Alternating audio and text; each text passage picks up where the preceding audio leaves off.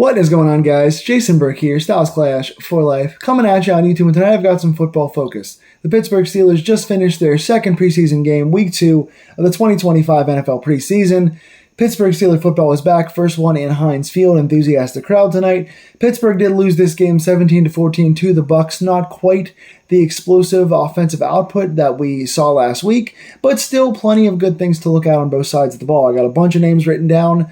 Again, scores don't matter, wins and losses don't matter. Pittsburgh loses 17-14, but we can get right into the players that made a difference and didn't make a difference in their potential future with the team.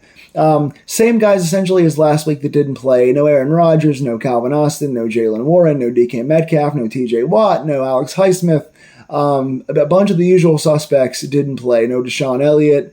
A lot of the stars sat out. No Cam, obviously. So basically the same lineup as last week with a couple guys moved around a little bit.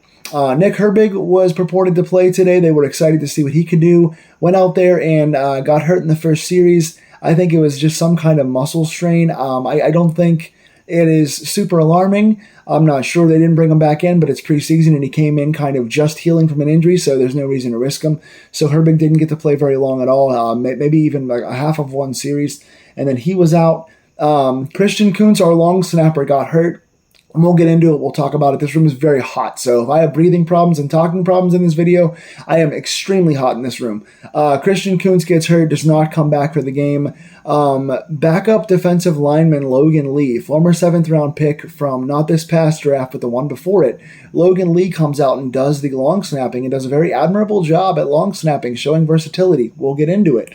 But all in all, we started out a lot slower, got down 14-0 on defense, had a couple turnovers on offense, did not look nearly as crisp as last week. Mason Rudolph starts the game with Aaron Rodgers out, goes 3 of 5 for 46 yards, 1 touchdown, 1 pick. The interception, he was looking for a deep ball, underthrew it. The corner kind of just read the route like for the receiver, jumped it. Not a great throw for Mason Rudolph there. Also, I feel like our line was giving up more sacks and more pressure in general this game. Not that they had like a really bad game, but I think the defensive coordinator and the Bucs personnel in general was finding unique ways to blitz, just using a lot of linebackers both inside and outside to mix up their blitz packages and really surprise our offensive line, it seemed like. So quarterbacks were turning the ball over and getting hit a lot more than last week. But Mason did come back with a nice touchdown drive, came down and threw a good ball to Brandon Johnson, who made a nice catch for a touchdown. So Mason got the only passing touchdown of the day for our quarterbacks.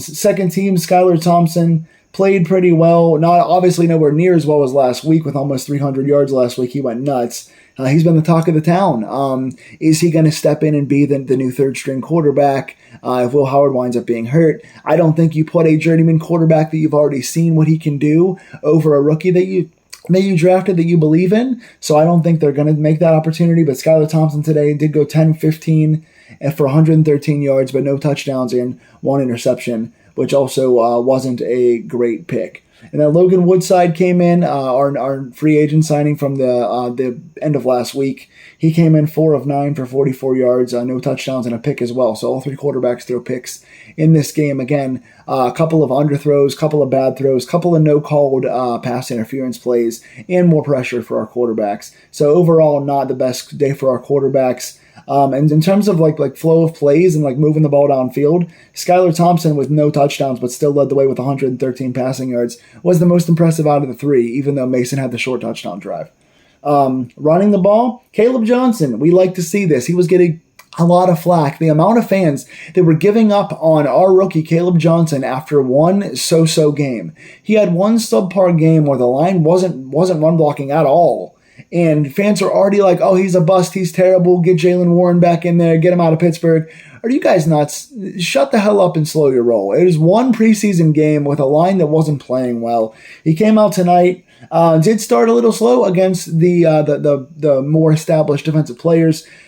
Played better in the second half, combination of better blocking, getting more warmed up into the flow of the game, and playing against some weaker competition. That being said, 11 carries, 50 yards, broke a lot of tackles. You want to see him in the open field. You want to see good footwork. You want to see cuts. You want to see broken tackles.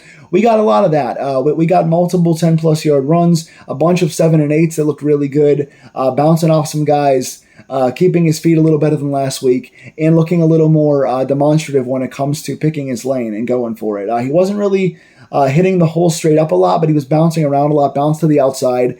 Had a play where 3 guys should have tackled him. He had 3 guys off the edge coming pretty much unabated. Got around 3 guys, got over the edge, and got 7 yards. It was a 7-yard play, but he could have lost 5 or 6 on it, so really impressive. So overall, Caleb Johnson looks very good, leads the way rushing for us today. Number 2, for the second team, all the other backs, of all the other running backs, I'm going to say this name again, 2 games in a row now. Lew Nichols, the former, I want to say Temple star.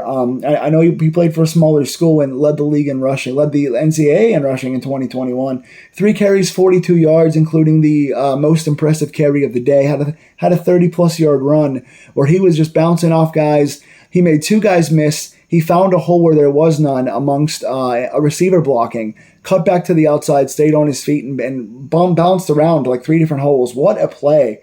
Best run of the day for Nichols, second best rushing stats, but the 2 weeks in a row. Last week he was the best ground rushing back we had, and then this week he is finishing at number 2. So Lew Nichols, again, he has no chance of making the team. We obviously have our guys. Gainwell played today, didn't do much, but he played. Obviously Jaylen Warren and Caleb Johnson, so Nichols has no chance here. Even Trey Sermon probably has very little chance, but if they're going to keep a 4th back, it's going to be Trey Sermon, who scored on a short touchdown today. Didn't do much on the ground overall. Not a very impressive day for him like it was last week, but he did get a short touchdown from like 2 or 3 yards out. Good stuff. Finished off our only rushing touchdown of the day.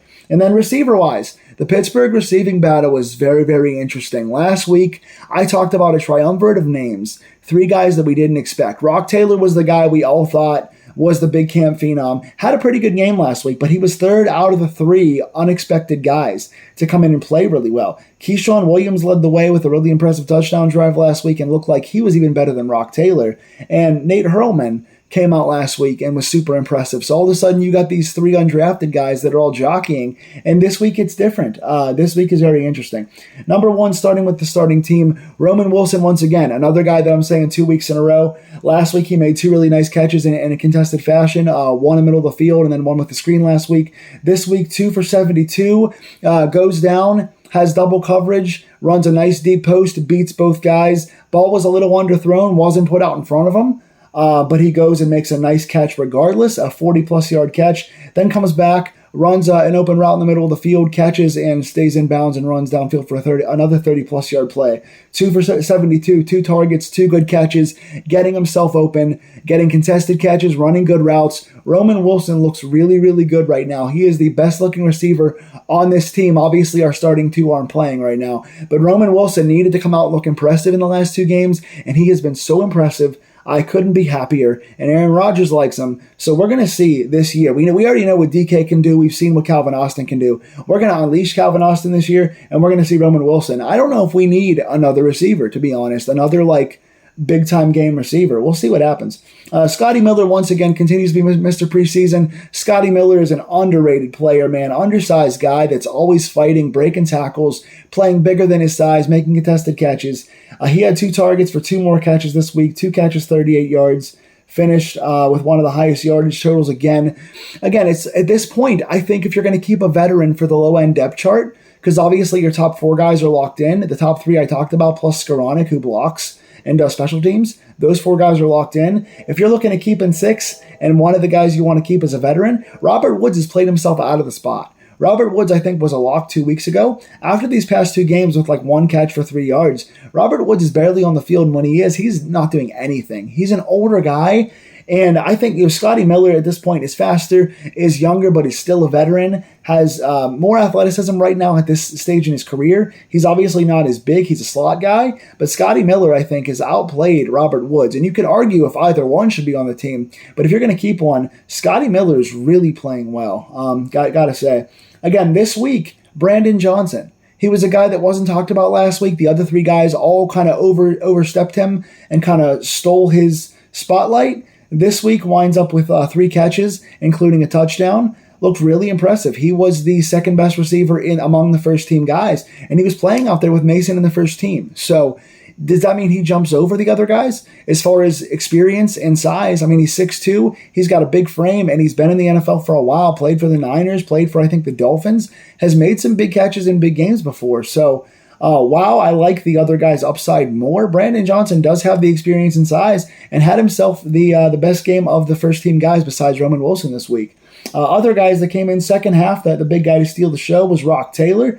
Man, he had an interesting game because he had 3 catches for 38 yards. Dude finished with 5 targets. 3 catches for 38 yards. There was another one that he beat his guy on downfield, one-on-one.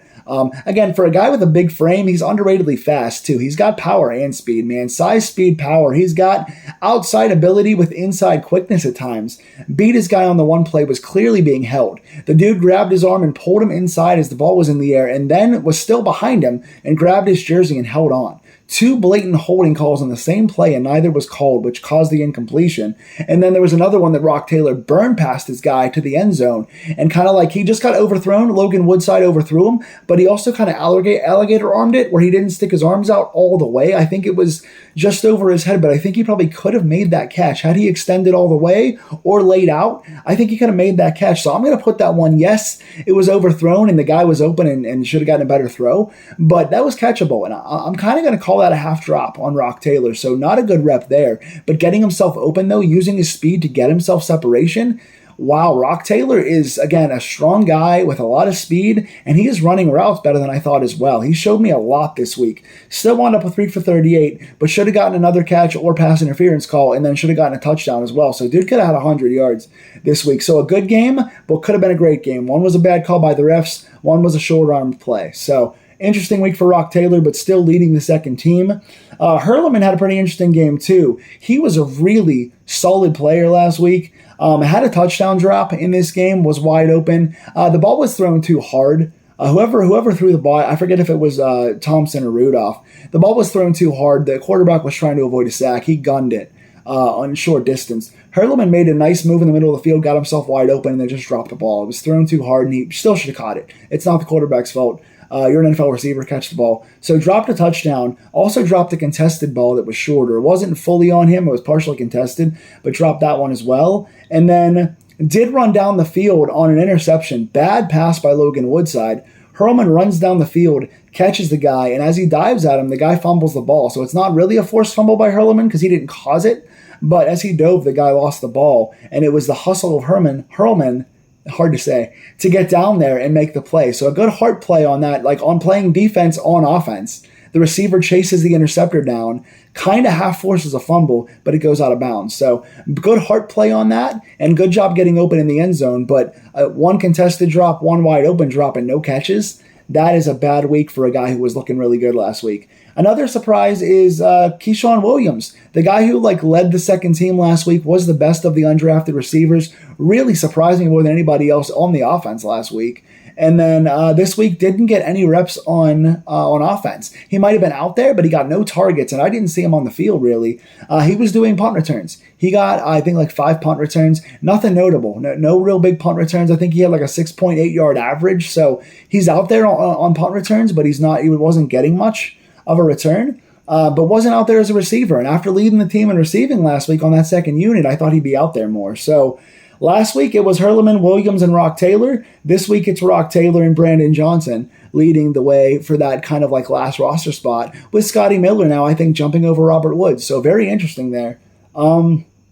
Offensive line-wise, like I said, the Buccaneers did a really nice job blitzing and bringing guys in, getting pressure. The line in general blocked better. The second team line blocked better than the first team. Hence, seeing Caleb Johnson and Lou Nichols go off for our second half rushing offense. That being said, I wrote down 2 names: Gareth Warren and Stephen. Can I read this? Can I read my own writing?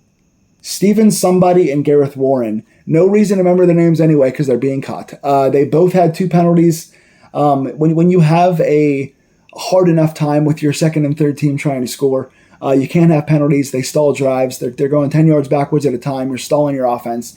These 2 guys are fighting for offensive line depth spots, and they both had 2 penalties apiece, so they're probably going to be gone.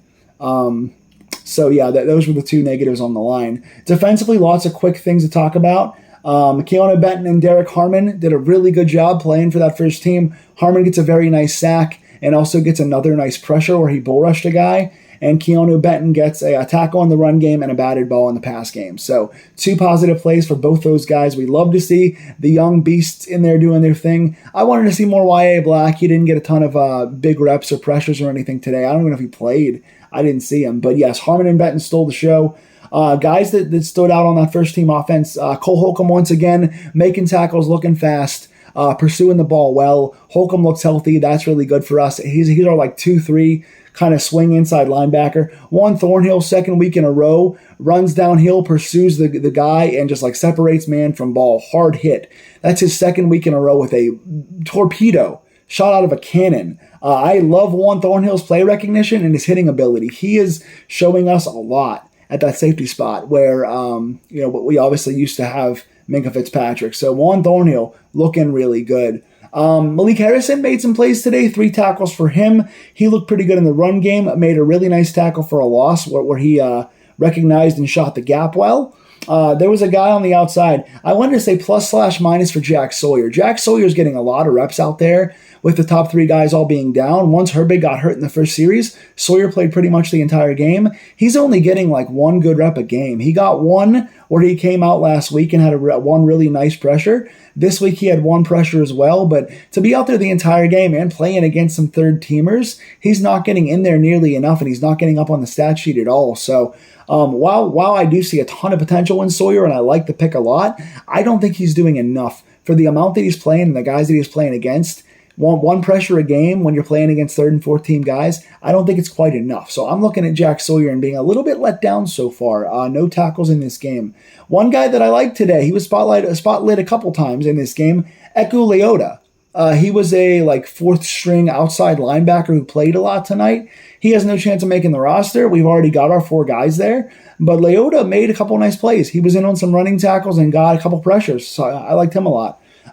Coverage-wise, couple guys stand out. Beanie Bishop, once again, he got a lot of up and down last week. I gave him a big positive last week, loved his game last week. Some analysts agreed with me. Others thought I was crazy and said he was terrible last week. I thought he was very good. I thought he was good this week too. He's all over the field. He had 1 series where he covered 3 good plays in a row. Bunch of overthrows by the backup quarterbacks of Tampa today, but Beanie was in the right position. He's a scrapper. He's in a good spot. He's running around. He's throwing his body around. I like Beanie a lot. I think he has to be on this team. Brandon Echols, once again, did get beat for a touchdown in this game, but he was in good position. Play recognition, though, same thing happened to our linebacker, Peyton Wilson. They were in the right spot, good body positioning, good timing, just didn't turn around and get their head around to bat the ball away. So got to get your head around. That caused both of our touchdowns. But other than the touchdown play where Echols was in good position, he played pretty well again. Physical guy, throwing himself around. Speaking of throwing himself around and being physical,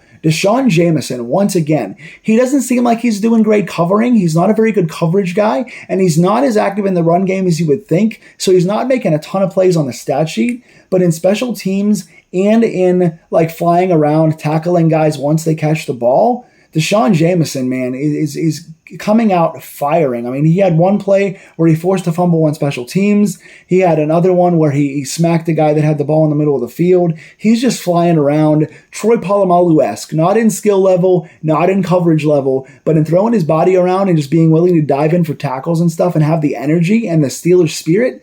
Deshaun Jameson's got it. Logan Lee, like I said, came out from lineman and played long snapper in this game and did so well. Sebastian Castro led the defense today with 4 tackles. He's finally involved. You guys know I like Sebastian Castro. Again, doesn't seem like he's covering very well or doing much in terms of pass coverage, but he is shooting out of a gap and hitting the guys that are catching the ball in the middle of the field. You want to see more breakups like that. You want to see more active coverage, but he is hitting hard and tackling and getting to the ball fast. So that's a big positive for him. Ben Sauls missed his first field goal in this game. He's not going to be our kicker, obviously, anyway, but the local prodigy misses his first preseason field goal. Hopefully he gets a shot to play somewhere this season. The punting battle to finish things off here. Corliss Waitman, 3 punts, 169 yards, 56.3 yards per punt average with 1 punt inside the 20. Cam Johnston, 3 punts for 128 yards, 42.7 yards per punt, but 2 punts inside the 20.